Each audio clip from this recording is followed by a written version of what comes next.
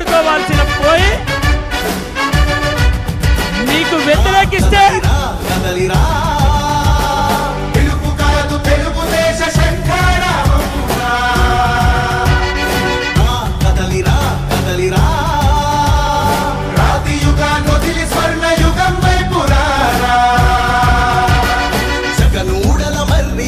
మెడలెక్కి కూర్చుంది చుట్టూ ఉన్న ఎవ్వరిని బతకనివ్వదే అది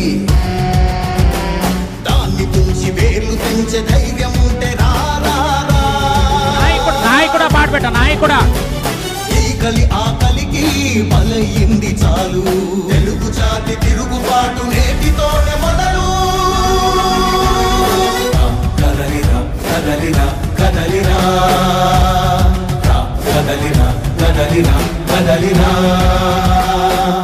కదలిరా కదలిరా పిలుపు కాదు తెలుగుదేశ శంఖారావంగా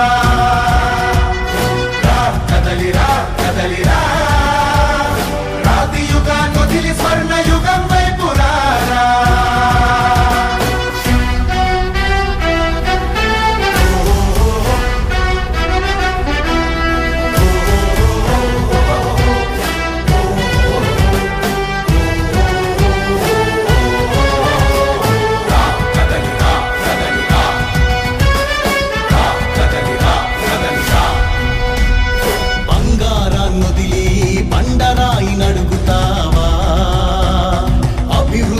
ఏంటంటే నీళ్లు నములుతావా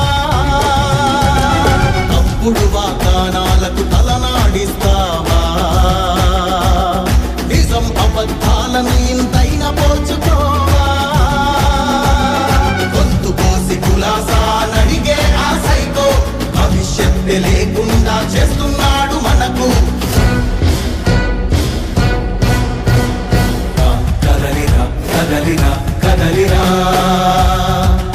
కదలిరా కదలిరా కదలిరా కదలిరా కదలిరా పిలుపు కాదు తెలుగుదేశ శంఖారావంగా కదలిరా కదలిరా రాతి యుగాన్ని వదిలి స్వర్ణ యుగం వైపు రారా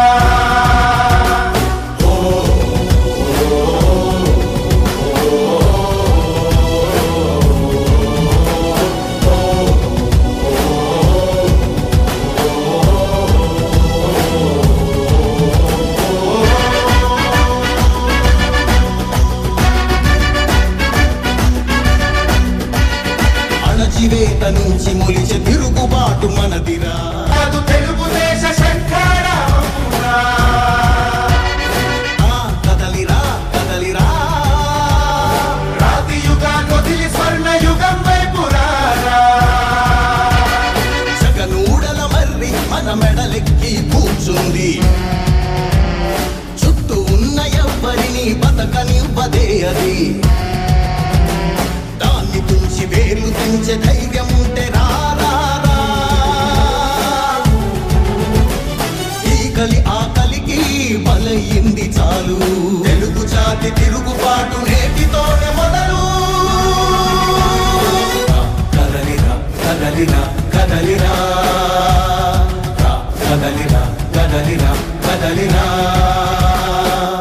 కదలిరా కదలిరా పిలుపు కాదు తెలుగుదేశ శంఖారావంగా కదలిరా కదలిరా రాతి యుగాన్ని వదిలి స్వర్ణ యుగం వైపు రారా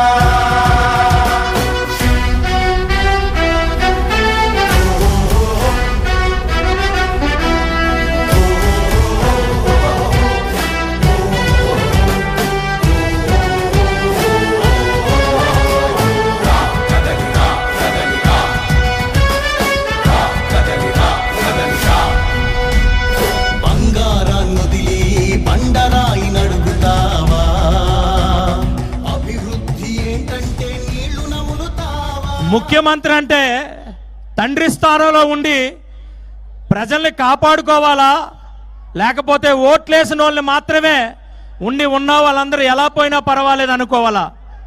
ఒక్కసారి మనం అందరం గుర్తు చేసుకోవాలి, గుర్తు చెయ్యాలి కూడా. విశాఖపట్నం హుదూద్ వస్తే ఆ హుదూద్లో విశాఖపట్నం అంతా అతలాకుతలమైతే నాకు ఇల్లు వద్దు, కుటుంబం వద్దు, నా కుటుంబం ప్రజలు అనుకొని విశాఖపట్నం వచ్చి మరి ఆ 10 రోజులు కూడా తిండి నిద్ర లేకుండా మరి విశాఖపట్నాన్ని మళ్ళా మనందరికీ అందించిన ఇలాంటి నాయకుడు ముఖ్యమంత్రి అంటే మరి నాకైతే ఒకటే అనిపిస్తుంది, పార్టీ పెట్టేసుకొని ఈరోజు ముఖ్యమంత్రి అయిపోతానని ముఖ్యమంత్రి అయిపోయి మనందరినీ గాలి కొదిలేసి మళ్ళా తగుదురమ్మా అని సిద్ధం అంటే ఇక్కడ ఎవడో కూడా నీ సిద్ధానికి 100% నిన్ను ఇంటికి పంపించడానికి మేమందరం సిద్ధంగా ఉండాలని కోరుకుంటూ మరి మనందరూ ఈ 2 నెలలు కూడా ఈ మధ్యలో జనసేనని తెలుగుదేశాన్ని ఏదో ఒక మాట్లాడే పరిస్థితి ఉంది.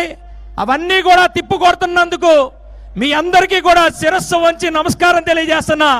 జనసేన శ్రేణులకి తెలుగుదేశం శ్రేణులకి ఇదే ఉత్సాహంతో ఇదే నిబద్ధతతో మనం ప్రతి ఒక్క 175 మంది ఎమ్మెల్యేలు కూడా అసెంబ్లీకి వెళ్ళేటట్టు మనం అందరం కూడా ఈ 2 నెలలు పనిచేయాలని చెప్పి మీ అందరికీ కూడా తెలియజేసుకుంటూ నాకు ఈ అవకాశం ఇచ్చిన ప్రతి ఒక్కరికి కూడా ధన్యవాదాలు తెలియజేసుకుంటూ చంద్రబాబు నాయుడు గారికి మరొక్కసారి ధన్యవాదాలు తెలియజేసుకుంటూ జై తెలుగుదేశం, జై తెలుగుదేశం, జై జనసేన, జై జనసేన, జై హింద్. నియంతకు ఎదురుగా నిలబడిన నాయకుడు, పాలిట్ బ్యూరో సభ్యుడు, మాజీ మంత్రివర్యులు మనందరం సోదరులారా, అందరికీ తెలుసు రెడ్డి ఒక సైకో రెడ్డి. నేను మొదటి నుంచి అంటాను, చెత్త మీద పన్నేసి నా కొడక చెత్త నా కొడక అని. అది తప్ప అండి. నేను 40 సంవత్సరాల నుంచి రాజకీయాలు చూస్తున్నా. ఎంతోమంది ముఖ్యమంత్రి దగ్గర పనిచేసాం. ఎన్టీ రామారావు గారి దగ్గర నుంచి. చెత్త మీద పొన్నేసిన ముఖ్యమంత్రి నేను ఎప్పుడు చూడలేదు. ఈ చెత్త నా కొడుకు ఒకటే చెత్త మీద పొదిలేశారు. నేను చెత్త మీద పొన్నేసి చెత్త నా కొడుకు అంటే నా మీద కేసు పెట్టాడండి. మాట్లాడడానికి వీల్లేదా? నువ్వు చేసినటువంటి పడికిమాలిన పనులకు మాట్లాడకూడదా? మొన్న చూశారు మీరు, వై నాట్ 175 అంటాడు. ఎలాగొస్తారా నీకు 175? ఎవరేస్తారా ఓట్లు నీకు?